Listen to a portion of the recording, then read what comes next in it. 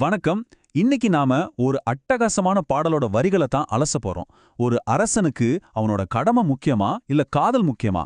இந்த ரெண்டுக்கும் நடுவுல நடக்கிற ஒரு அழகான, ரொம்பவே எமோஷனலான போராட்டத்தை ஒரு பாட்டு எப்படி இவ்வளவு கவித்துவமா சொல்ல முடியுதுன்னு தான் இன்னைக்கு நம்ம விளக்கப்பதிவுல பார்க்க போறோம். வாங்க, மன்னன் விஜயனோட அந்த காதல் உலகத்துக்குள்ளே போலாம். பாட்டு ஆரம்பிக்கும் போதே அந்த ஹா ஹா ஹா அப்படிங்கிற ஒரு துள்ளான கோரஸ் வருது, கவனிச்சிங்களா? அப்படியே நம்மள ஒரு பெரிய நாடக மேடைக்கு முன்னாடி கொண்டு போய் நிறுத்துற மாதிரி ஒரு ஃபீல். ஆரம்பமே ரொம்ப எனர்ஜெட்டிக்கா, இது சும்மா ஒரு சாதாரண காதல் பாட்டு இல்ல, ஒரு பிரம்மாண்டமான அரச சபையில நடக்கிற ஒரு சுவாரஸ்யமான காதல் விவாதம் அப்படிங்கறத நமக்கு ரொம்ப தெளிவா சொல்லிடுது. சரி, இந்த பாட்டோட மைய கருத்து என்ன? சிம்பிளா சொல்லணும்னா, இப்ப நாம ஒர்க் லைஃப் பேலன்ஸ் அப்படின்னு ரொம்ப கஷ்டப்படுறோம் இல்லையா? அதே பிரச்சனை தான் இங்க நம்ம மன்னனுக்கும். ஒரு பக்கம் மாபெரும் சாம்ராஜ்யத்தோட பொறுப்புகள், இன்னொரு பக்கம் காதலியோட ஏக்கம். இந்த ரெண்டுக்கும் நடுவுல சிக்கி தவிக்கிற ஒரு மன்னனோட நிலைமைய ஒரு உயர்ந்த அரசியல் தளத்துல வச்சு ரொம்ப அழகா சொல்லியிருக்காங்க. இதுதான் இந்த பாட்டோட மிகப்பெரிய ஹைலைட்டே.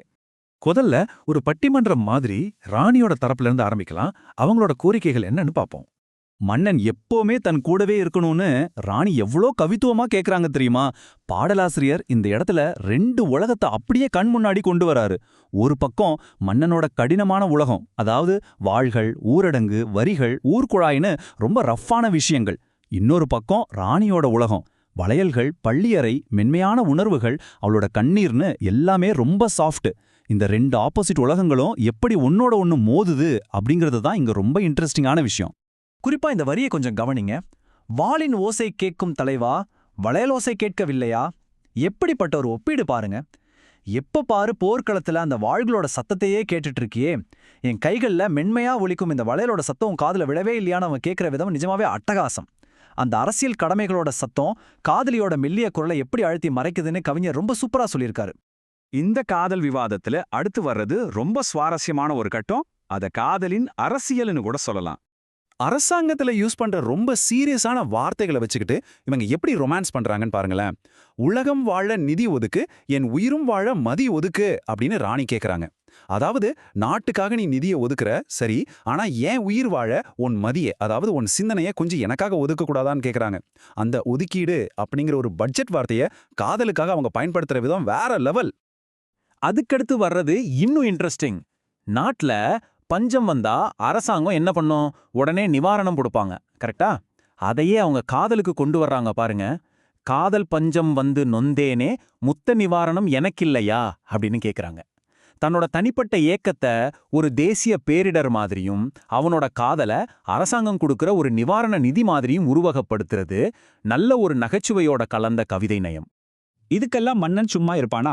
அவனும் பதிலடி கொடுக்கறான். நாட்டு மக்களுக்காக ஊரடங்க தளர்த்தும் நான், வரிகளை தளர்த்தும் நான் அப்படின்னு தன்னோட அரசியல் அதிகாரத்தை சொல்லிக்கிட்டே வர்ற மன்னன் அதே அதிகாரத்தை பள்ளியறைக்குள்ள வரும்போது எவ்வளவு குறும்பா பயன்படுத்துறான்னு பாருங்க. அரசாங்கத்தோட கடுமையான சட்டங்களை தளர்த்துறதையும் காதலியோட நெருக்கத்தையும் அவன் ஒப்பிடுற விதம் ரொம்பவே கியூட்டா இருக்கு. சரி, ராணி இவ்ளோ கேட்டும் மன்னன் அதை எப்படி ரொம்ப தர்க்க ரீதியா ஆனா அன்பா மறுக்கறான்னு பாப்போம். மன்னன் விஜயனோட அந்த அல்டிமேட்டான கவுண்டர் என்ன தெரியுமா? உனது கண்ணில் நீர் துடைத்தால் ஊர்க்குழாயில் நீர் வருமோ? கொஞ்சம் யோசிச்சு பாருங்க, எவ்வளோ பெரிய யதார்த்தம் இது. உன் கண்ணீரை துடைக்க நான் இங்கே உக்காந்துட்டா ஊர்க்குழாயில மக்கள் குடிக்க தண்ணி வருமான்னு கேக்குறான். அரசனாக நான் என் கடமையை செஞ்சாதான் இந்த நாடே செழிப்பா இருக்கும் அப்படிங்கிறத ஒரு சின்ன வரியில கொஞ்சம் கிண்டலாவும் ரொம்ப ஆழமாவும் சொல்லிட்டான். ஒரு மன்னனோட பொறுப்பை இதை விட பெட்டரா யாராலையும் சொல்ல முடியாது. அதுக்காக அவ காதல நிராகரிச்சிட்டான்னு நினைச்சிடாதீங்க. அரசாங்க ஆவணங்கள்ல கையெழுத்து போடுற அதே மன்னன் தேன்ல நினைச்ச மயில் இறகால் உன் மார்புல கையெழுத்திடுவேன்னு வாக்குறுதி தர்றான். தன்னோட கடுமையான விதிகளுக்கிடையில அவளுக்கு மட்டும் ஒரு ஸ்பெஷல் இடம் கொடுக்குறான். வாளோட ஓசை நின்னோடனே நான் உன்னை தேடி வருவேன்னு சொல்றான். தன்னோட அரசு அடையாளத்தை துளியும் விடாம அவன் எவ்வளோ ஆழமா காதலிக்கிறான்னு இந்த வாக்குறுதிகள் நமக்கு காட்டுது.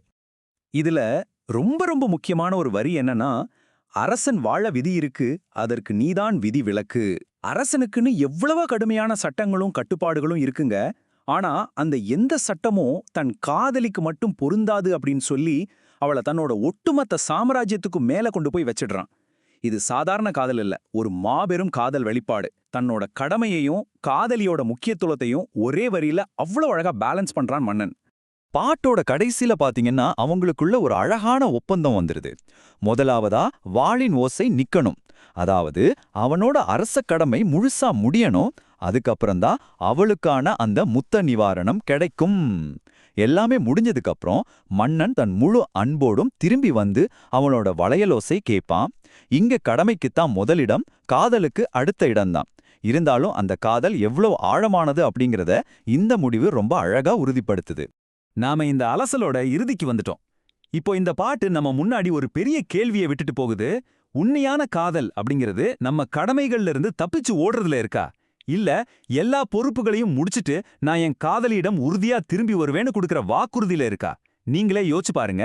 அரசியல் வார்த்தைகளுக்குள்ள இவ்ளோ அழகான ஒரு காதல் கவிதை ஒளிஞ்சிருக்கும்னு நீங்க நிச்சயமா எதிர்பார்த்திருக்க மாட்டீங்க. இந்த பதிவு உங்களுக்கு பிடிச்சிருக்கும் நம்புறேன். மீண்டும் ஒரு சுவாரஸ்யமான அலசலோட உங்களை சந்திக்கிறேன்.